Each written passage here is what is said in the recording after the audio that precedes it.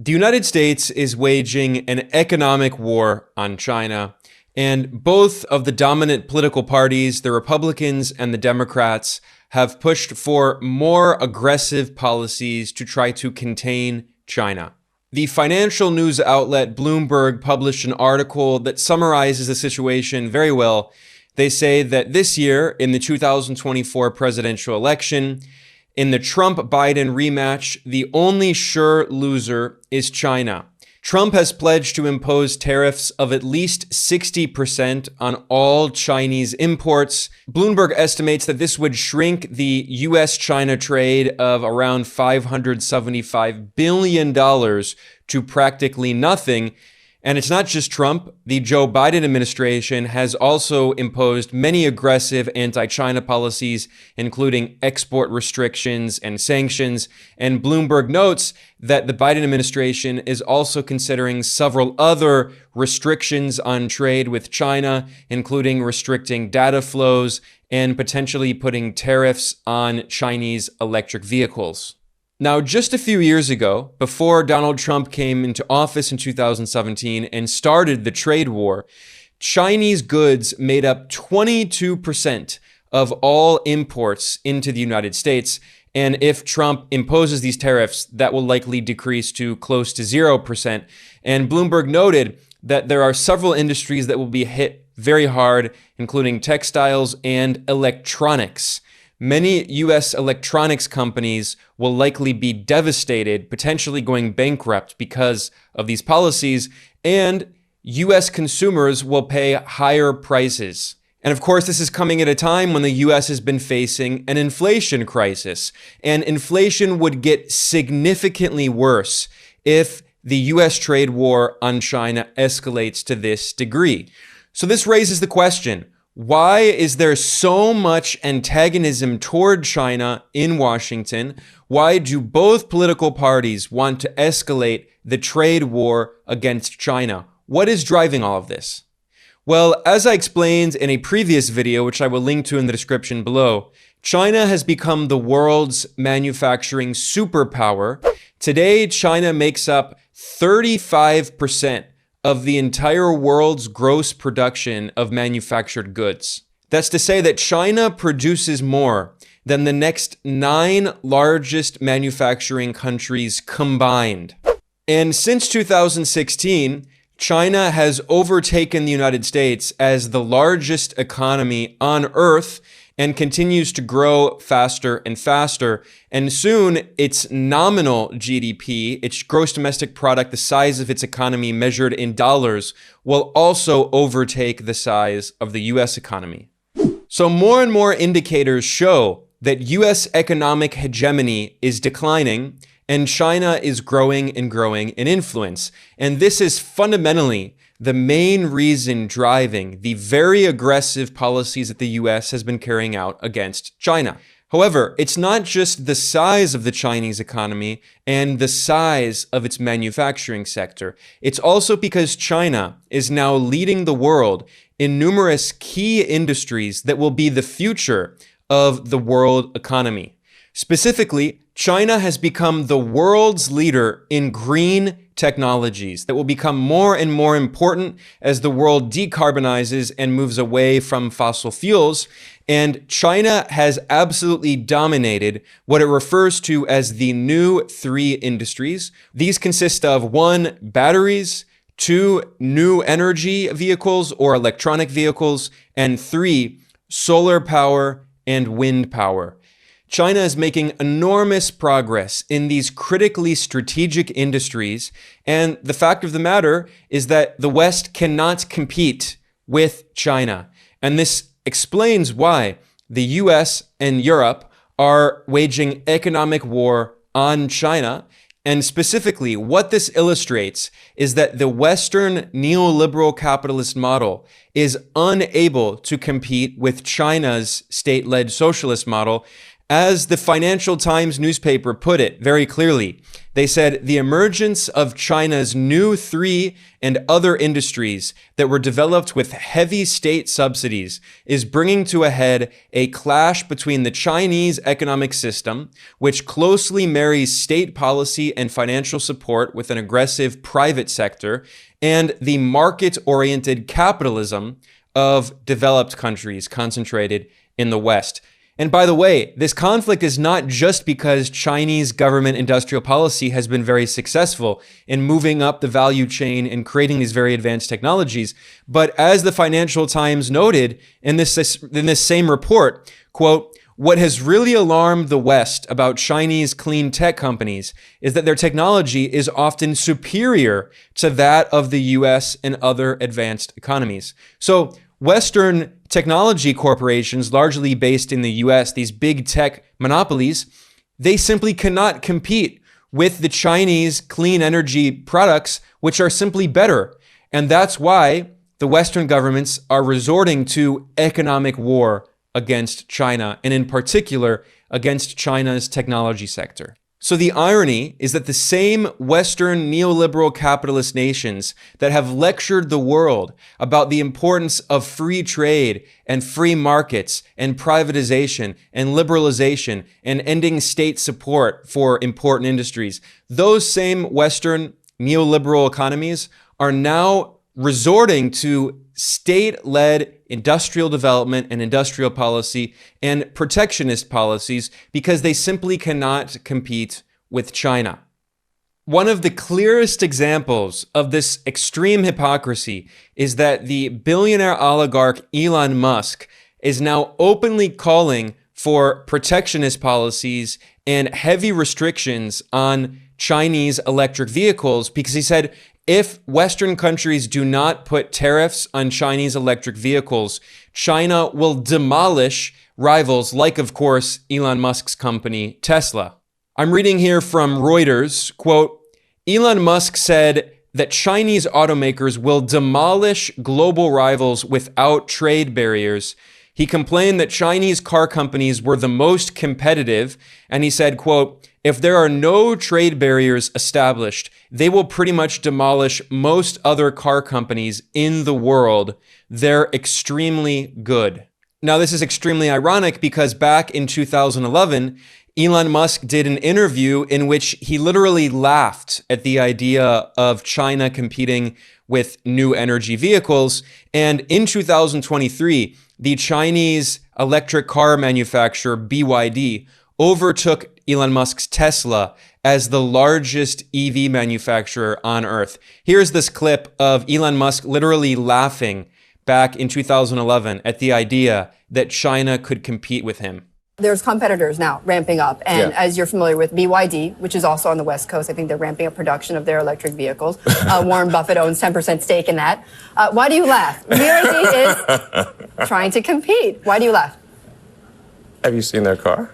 I have seen their cars, yes. In fact, at the Berkshire Hathaway meeting, I saw their cars. Yeah. Well, they're on a different, tell me why you're laughing.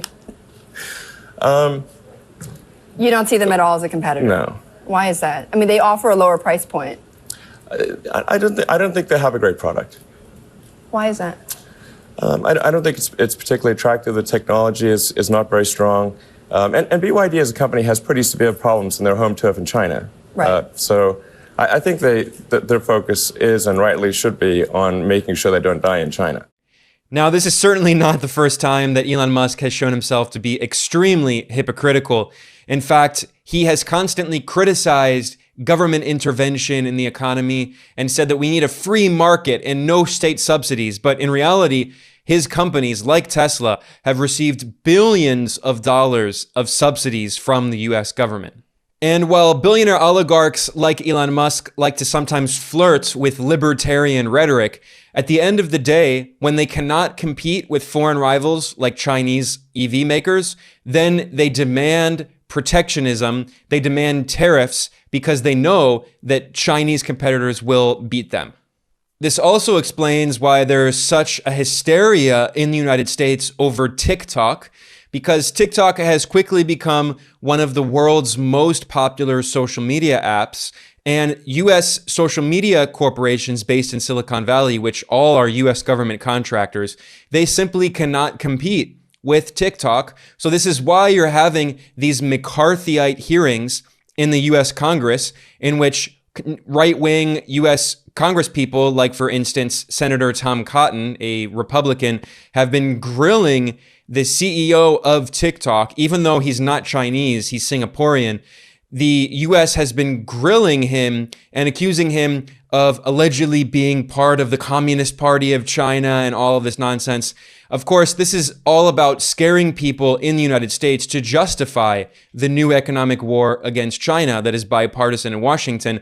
But it's also about justifying banning TikTok and using protectionist measures against Chinese social media companies like TikTok in order to protect US social media monopolies like Meta, of course, which owns Instagram and Facebook and WhatsApp, or like Google, which owns YouTube. So this is a way, once again, of justifying this economic war against China because the US does not actually want economic competition. And by the way, it's not just the United States. The European Union is doing the exact same thing.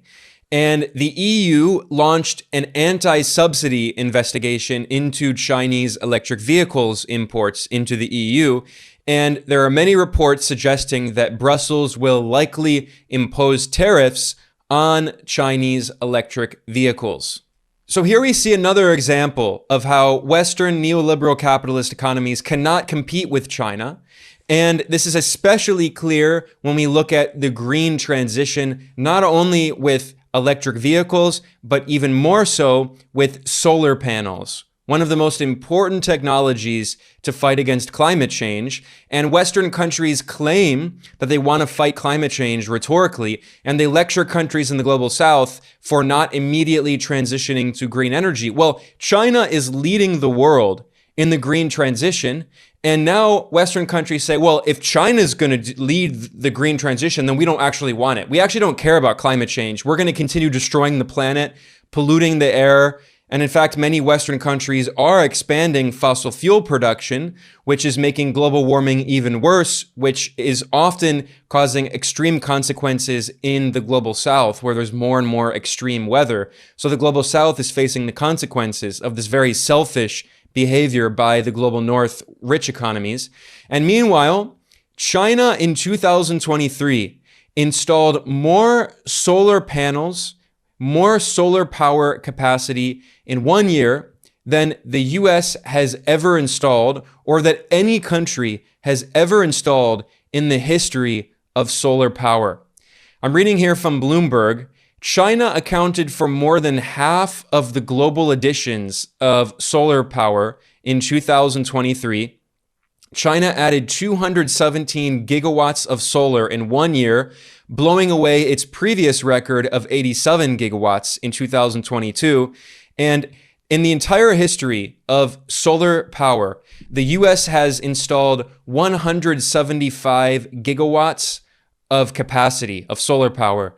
Just in 2023, China installed 217. Now China has 610 gigawatts, which is over 3 times more than the US has ever installed. So China has installed more solar power capacity than the following countries all combined: the US, India, Japan, Germany, Brazil, Spain, Australia, and Italy combined. The website Carbon Brief reported that clean energy was the top driver of China's economic growth in 2023.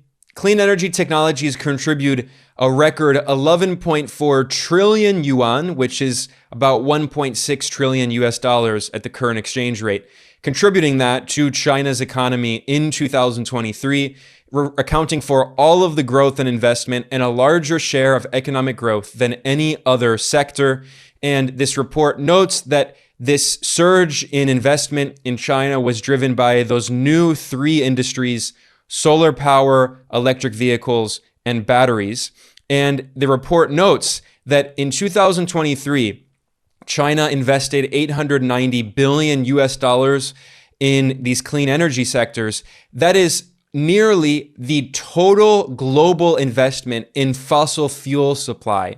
And China's investments in clean energy technologies in 2023 were roughly equivalent to the entire GDP, the entire economies of Switzerland and Turkey. The growth of both solar and wind power capacity in China in the past few years is absolutely amazing. No other country comes even remotely close. And this shows that while Western governments talk about climate change, they never put their money where their mouth is. They don't actually follow up their rhetoric with tangible policy to fight climate change. China, on the other hand, is leading the world in the fight against climate change and in the transition toward green technologies that will be the future of humanity. In fact, Reuters reported in 2023 that China's carbon emissions are likely going to peak potentially in 2024. So that's to say that China is almost certainly going to meet the goal that it had set to have peak carbon emissions by 2030. China is likely going to accomplish that 6 years early, or at least a few years early. I should add that the website Carbon Brief also reported that China's emissions are set to fall in 2024. It notes that CO2 emissions are set to fall in 2024, and in general in China, they could be facing a structural decline.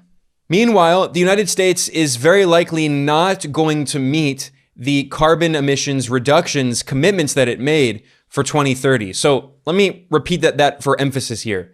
China is going to meet its 2030 carbon emissions reductions commitments early, several years early, whereas the United States is very likely not going to meet them at all. This says everything about which country is actually taking climate change and the green transition seriously, and which country, that is the US, which uses climate change simply as a rhetorical tool in order to boss other countries around.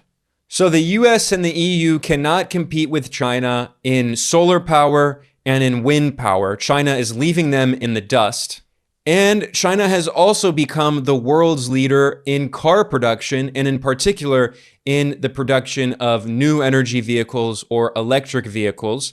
And in just 3 years, between 2021 and 2023, China went from exporting almost no cars to overtaking the largest car exporters, South Korea, Germany, and Japan. And now China, as of the end of 2023, China is the #1 car exporter on Earth. And this is a product of the success of China's central planning, of planning by the government, instead of allowing the free market and private capital to determine how industry will develop in China. The Chinese government made a decision in 2020 to create a new plan that they refer to as the High Quality Development of New Energy Vehicles Plan from 2021 until 2035. And the Chinese government, through its state-owned socialized banking sector, gave very favorable loans at low interest rates and provided subsidies and support to these critically strategic industries in order to develop very quickly in research and production. So this brings me to the Financial Times article that I cited earlier. It's titled "The Looming Trade Tensions Over China's Subsidies." And I want to highlight a few points in this article because it's really revealing. It shows how Western capitalist nations that developed their economies and advanced technology through significant state intervention in the economy, through industrial policy, through protectionism, through tariffs, through subsidies, massive subsidies. Well, now these Western governments like the US are attacking China for doing the same thing, and they're responding with protectionist policies against China, and the US is spending hundreds of billions and perhaps trillions of dollars on subsidies for green technology, and yet telling China that it has to abide by free market principles. This is what the old 19th century German economist Friedrich List referred to as kicking away the ladder. when wealthy countries industrialize and modernize their economies, they then kick away the ladder that they use to move up the value-added chain and industrialize.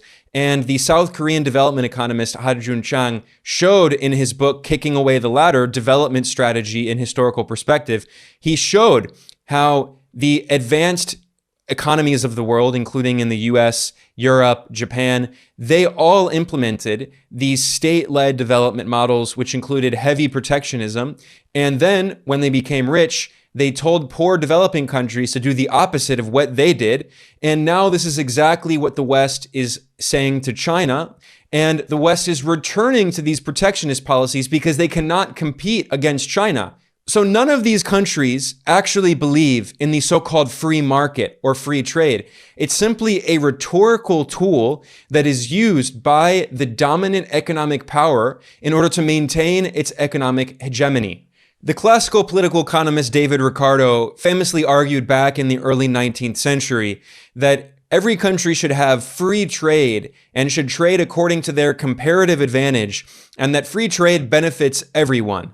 Now, in addition to being a political economist, David Ricardo was also a politician. He was a member of parliament from the UK, and he conveniently left out how this narrative benefited the British Empire and the British Empire's economic interests. And since then, several scholars have pointed out, although it's still not mainstream, David Ricardo is considered a god alongside Adam Smith. But a few independent critical scholars like Matthew Watson at the University of Warwick, he pointed out that Ricardo's account of the purely mathematical logic of comparative advantage writes out of economic history the centrality of both imperial wars and African slavery to the early English and Portuguese experience of so-called free trade.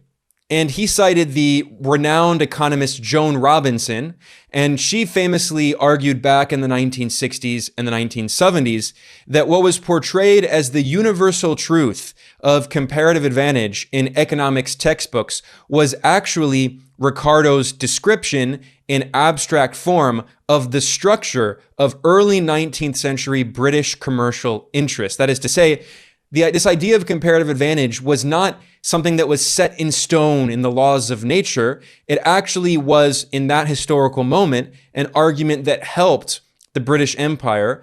And when it was not in the British Empire's economic interests, they completely abandoned the idea of free trade. They only preached free trade after they established their economic hegemony, just as the United States was one of the most heavily protectionist economies of all of the advanced economies on Earth until really World War II, when the US established its economic hegemony over the world and basically took over the previous role of the British Empire.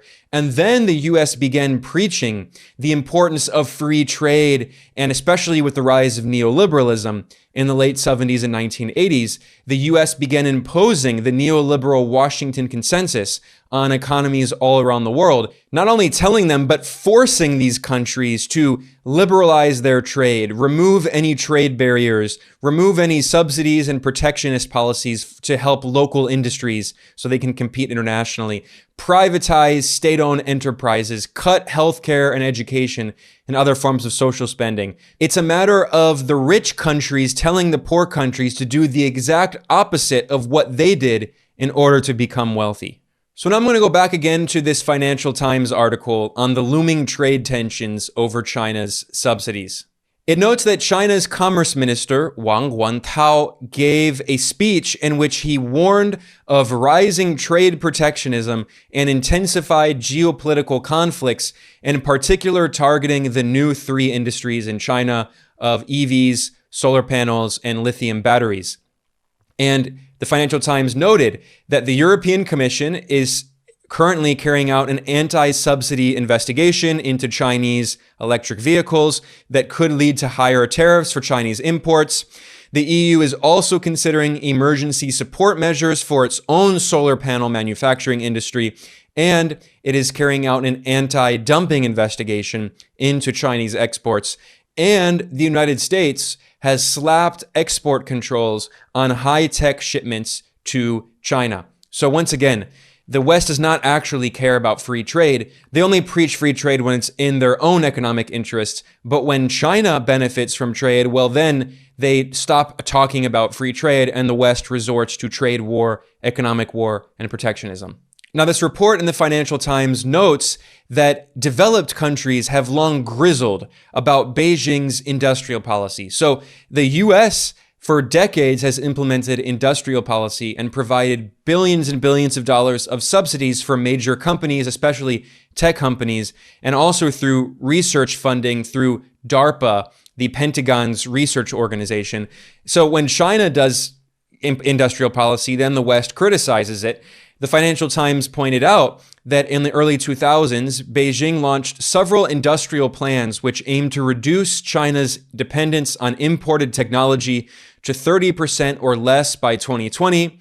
And China's industrial policy worried Western governments, including US President Donald Trump, and they were angry about China's Made in China 2025 plan, which sought to elevate China's technological prowess to the highest levels. And they cite a China economist with the Swiss bank UBS who said that, quote, the idea was that China was facing the middle income trap.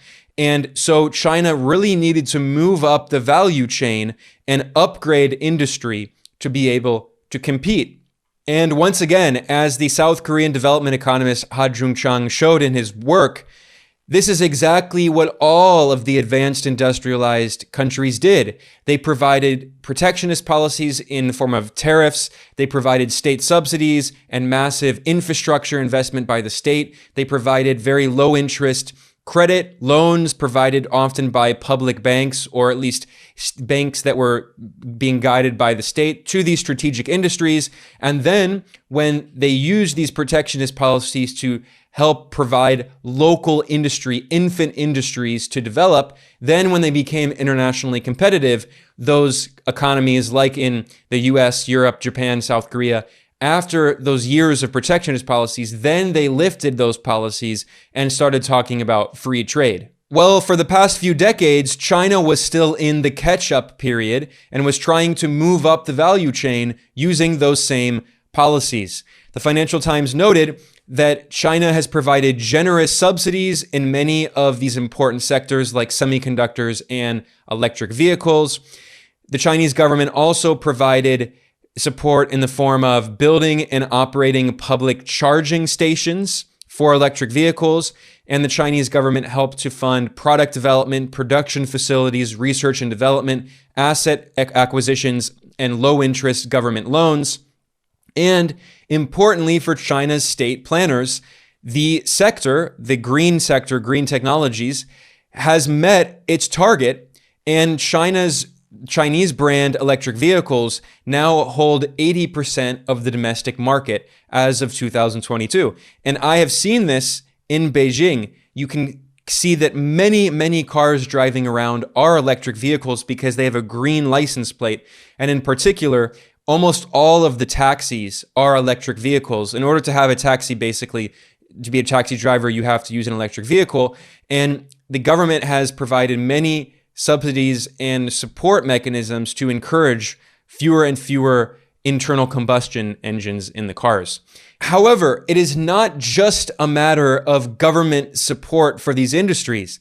The Financial Times wrote here that, quote, what has really alarmed the West about Chinese clean tech companies is that their technology is often superior to that of the US and other advanced economies.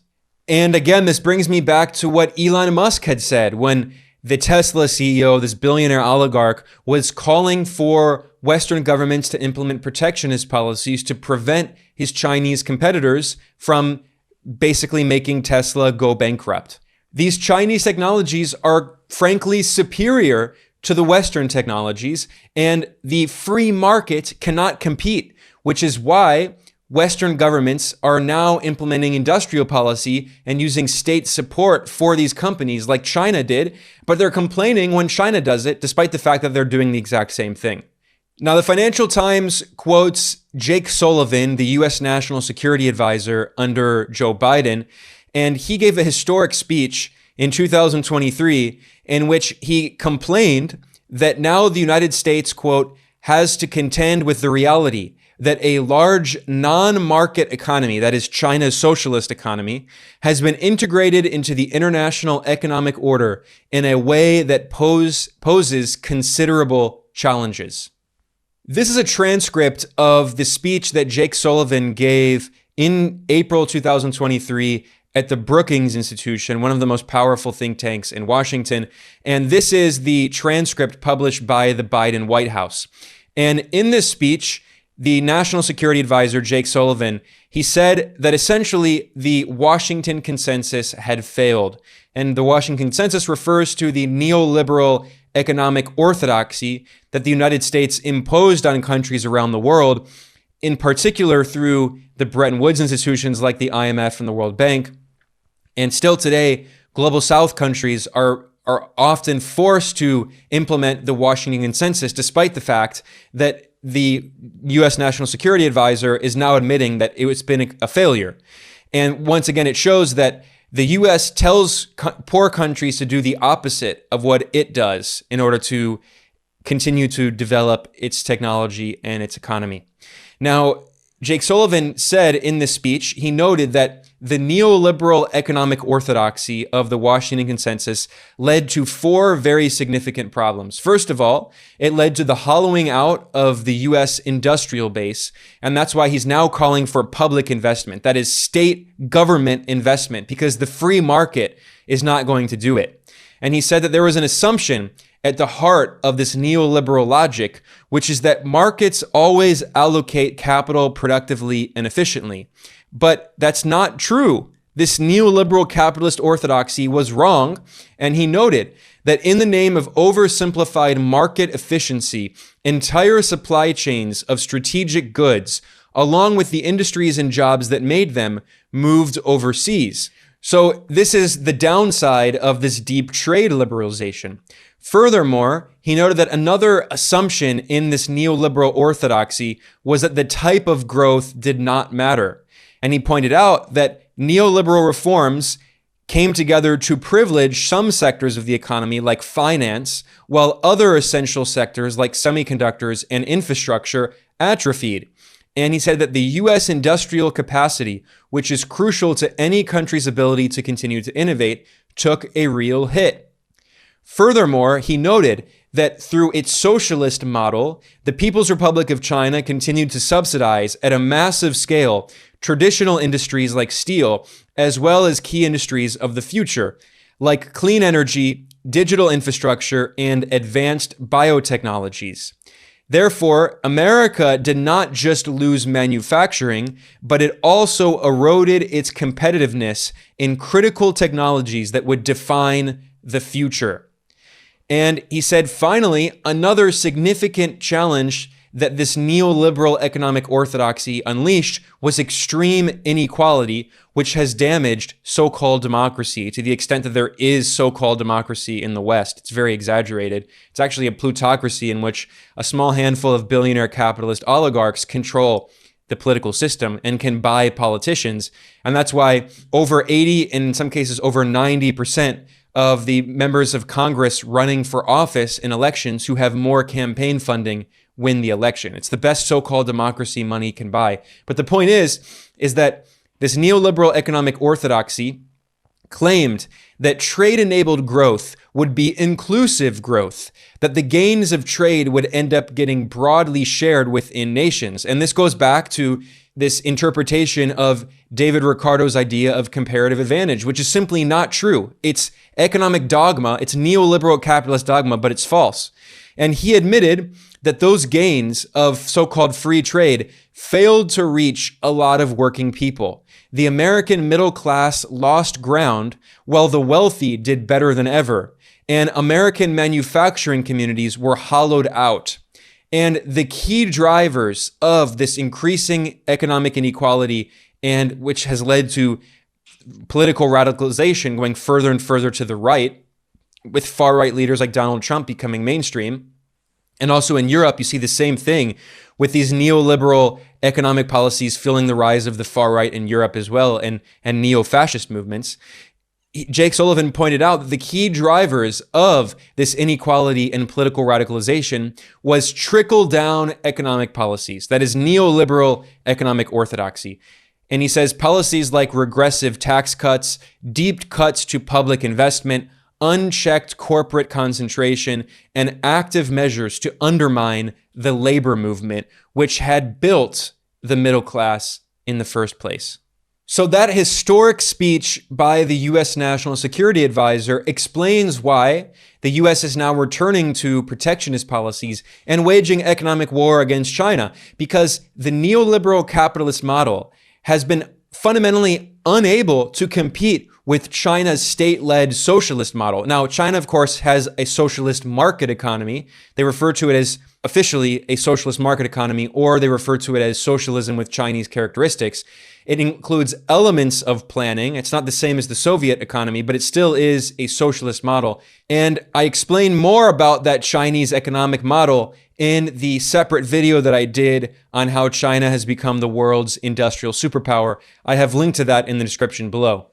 But finally, going back to this Financial Times article once again briefly here, it notes that Chinese policymakers have pointed out the hypocrisy of the US and the EU, which also have massive subsidies for green industry. And they point out that the US government, the Biden administration, passed the so-called Inflation Reduction Act, the IRA, which was originally estimated to provide $385 billion of subsidies, but could rise to $3 trillion of subsidies for green industry in the US. So this is an implicit acknowledgement that the free market and capitalism cannot compete with China, which is why they are now using very similar forms of state-led industrial policy. And this Financial Times article includes a quote that has become a cliche, but there's an element of truth in it. And they say that the US and the EU thought that when they normalized relations with China and began trading with China,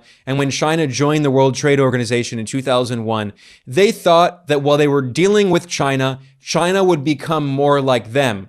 But instead, China managed to actually make them become more like China. And this is a very kind of arrogant, condescending quote. I don't like it. It's often quoted in the Western media, but there's an element of truth in it, in the sense that these Western neoliberal capitalist economies cannot compete with China's socialist model. So now, as Jake Sullivan had said, the US is having to abandon the neoliberal Washington consensus and implement socialistic policies, or at least you could say state capitalist policies. And instead of relying on the free market and private industry and investors, instead, he's saying very clearly that this transition toward green technology and reindustrialization in the US, it has to be driven by public investment, not private investment, public investment, because only the state can actually compete in this way.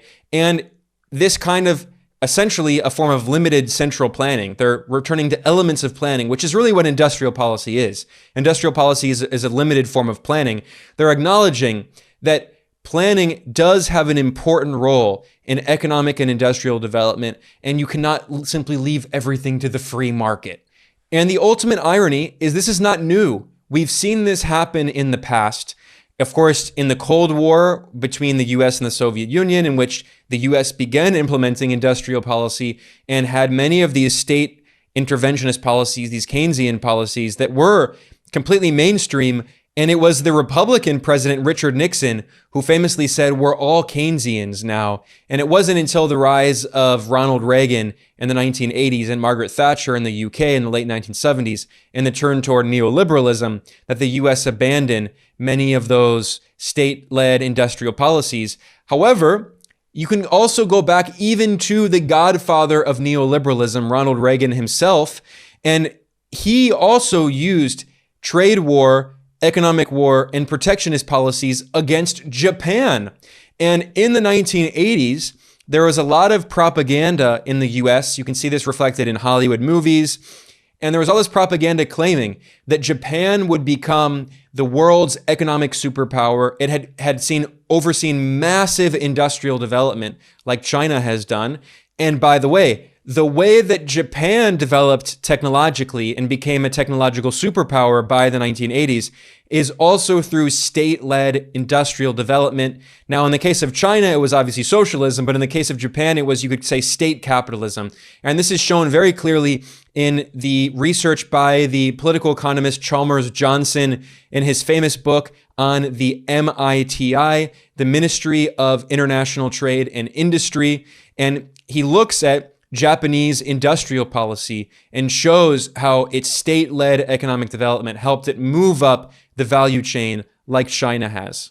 And instead of talking about the free market and criticizing protectionism, what did the Ronald Reagan administration do? Reagan imposed 100% tariffs on goods produced by Japanese electronics companies. So preventing Japanese electronics companies from competing and getting access to the US market. Now, this is infinitely ironic because Ronald Reagan was a right-wing neoliberal poster boy, and his famous slogan was that the government is not the solution to the problem, the government is the problem. However, in 1988, 1 year, just a few months after Ronald Reagan imposed 100% tariffs on electronic products from Japan, he gave a speech, a radio address, talking about the importance of free trade and criticizing protectionism. Ronald Reagan said that we must reject protectionism and reaffirm that more trade, not less, is the wave of the future. He claimed that one of the key factors behind our nation's great prosperity is the open trade policy that allows the American people to freely exchange goods and services with free people around the world. He quoted Adam Smith in The Wealth of Nations, which I'm sure he's never read, because when Adam Smith, the classical political economist, was talking about free trade, he meant free trade free of economic rent, free of the feudal landlords that had dominated before the rise of capitalism. His idea of free trade was not the free trade that we hear from these neoliberal propagandists. So, of course, these neoliberal dogmatists, they never actually read Adam Smith. But anyway, the point is that Ronald Reagan invoked Adam Smith talking about the folly of protectionism. And Ronald Reagan said that over the past 200 years, not only has the argument against tariffs and trade barriers won nearly universal agreement among economists, but it has also proven itself in the real world, where we have seen free trading nations prosper while protectionist countries fall behind. Reagan said that a few months after putting 100% tariffs on Japanese electronic goods. So the reason I keep stressing this point is that no one actually believes in this myth of free trade and the free market and even comparative advantage. This is the propaganda that neoliberal sophists, mainstream neoclassical economists at institutions like the IMF and the World Bank, or these right-wing think tanks and libertarian think tanks, this is the propaganda that they try to tell poor countries that they should implement. Meanwhile, every single advanced, developed, industrialized economy did not develop through free trade and liberalization. They developed through significant protectionism and state support for infant industries, all of the policies that China has used to economically develop. And now that the West can no longer compete, they're simply abandoning this farce, this idea that they care about free trade, and going back to their protectionist history, which they have done countless times throughout history. So this explains the real reasons behind the economic war against China. On that note, I'm going to conclude here. I'm Ben Norton. This is Geopolitical Economy Report. If you like the work that we do here, please like and subscribe if you're watching this video on YouTube. And if you prefer listening to this as a podcast, you can check out the Geopolitical Economy Report podcast. Every episode is available as both a video and also as an audio-only podcast. And if you appreciate the work that we do, also please consider supporting us. We're completely independent. You can donate in several ways if you go to geopoliticaleconomy.com/support. The best way is you can go to patreon.com/geopoliticaleconomy. and become a patron to help sustain our work. We are completely independent. We have no institutional support. We rely entirely on small donations from viewers and listeners like you. Once again, I want to thank everyone for joining me. I will see you next time.